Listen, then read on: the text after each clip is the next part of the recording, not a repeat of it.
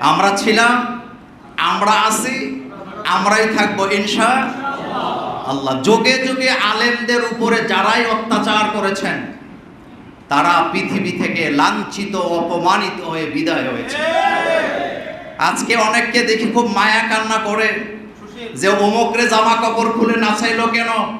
যেই লোকটাকে জামা কাপড় খুলে নাচানো হয়েছে কিছুদিন আগে মাত্র সে একজন খতিবকে জামা কাপড় খুলে বেইজ্জতি করেছিলেন। আল্লাহ দেখিয়ে দিয়েছেন আমার গোলামদের সাথে বেয়াদবি করলে শেষ পরিণতি এইরকমই।